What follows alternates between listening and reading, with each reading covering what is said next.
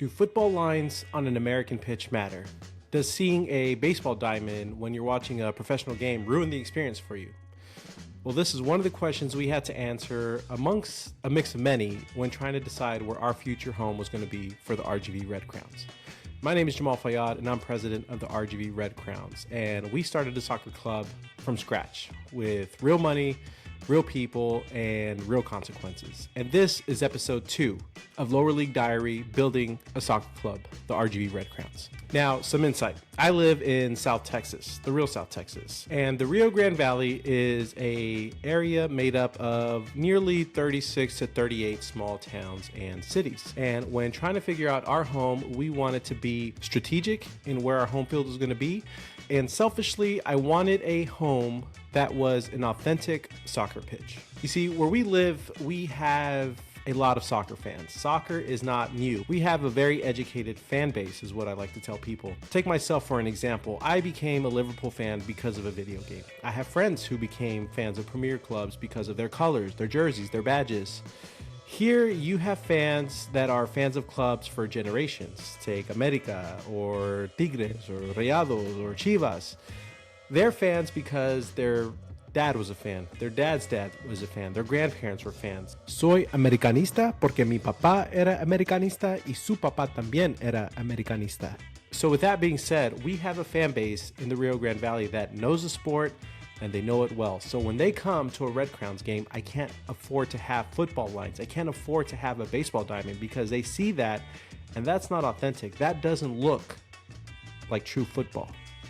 So when that fan comes into our stadium, they got to feel like this is real. They got to feel like this is authentic. They have to feel like this is professional. Otherwise, they walk into our stadium and they're thinking, esto no es fútbol, es para niños. So with that being said, we were very particular on where we wanted to play. So I scoured all over looking for our future home field. One thing that doesn't get talked about enough in American soccer is the lack of resources, especially soccer fields. I know we always focus on the pay to play, but soccer fields in general are scarce. And when there is a good field, a lot of times someone has it locked up for their academy, for their school, and it's expensive. And one thing I think we need to be better at as a country is finding more fields, more spaces for people to play. So when we looked for our field, we wanted to make sure we played in a situation where we weren't overtaking another club or we weren't taking time from an academy or ruining the grass. It was really important that whatever field we ended up playing in, we would have ownership and we wouldn't be stepping on anyone's toes. So we did research and we looked over and over and over, and finally we stumbled upon Harlingen Field.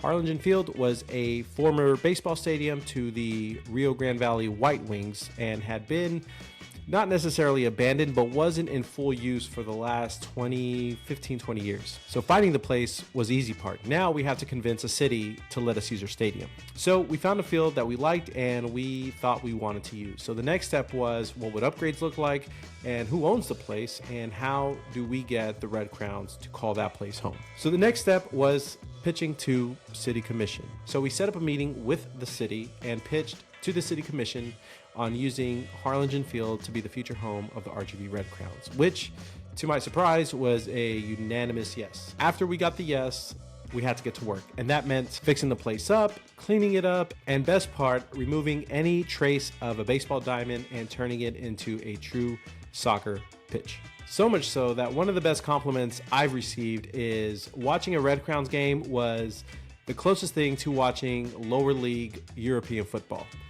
And that just made my day because that's exactly what we were going for. That's the feeling we want to give people. We want people to feel what it would be like to watch a League 2, League 1, or maybe even a championship game. It's authentic, it's intimate, and it's where you go to watch football or soccer. This subject was something that me and our team went back and forth on. Some people didn't think it was a big idea. Some people were really passionate about this idea because Because ultimately we're in Texas and football is still king. And while you can still play on a field that has football yard signs or yard lines or that has a baseball diamond, it just isn't authentic. Everything we do has to be authentic, with intent, and genuine. And that's something that we repeat daily as a team here with the RGV Red Crowns. So to summarize everything for you, if you're looking for a home field to play, so stick to your gut and find a home that you think you can really take advantage of. Now keep in mind, any league you join with may or may not have requirements. Ours does.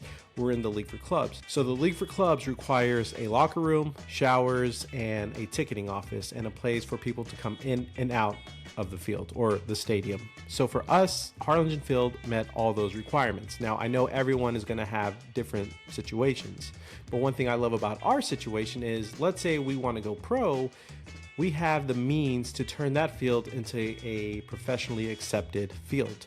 We would have to increase attendance, we would have to increase seating space, we would have to add some type of VIP space, and we would have to definitely fix up the concession stands. But everything else is in place. We do have concessions, we have restrooms, we have locker rooms, we have a team store, we have our ticketing office.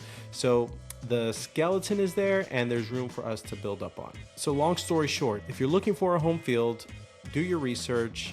My best advice is to find something that won't affect anyone else, because the last thing you want to do is make enemies when you want to be a community-based club and a club that represents your community. Find out who runs the place, find out who owns the place, and then pitch to them. Show them why a lower league club can be so important to a community, what it means to a community, the opportunity it brings. And then once you get all that squared away, get to work. Whether that means mowing the grass, picking the place up, cleaning the place up.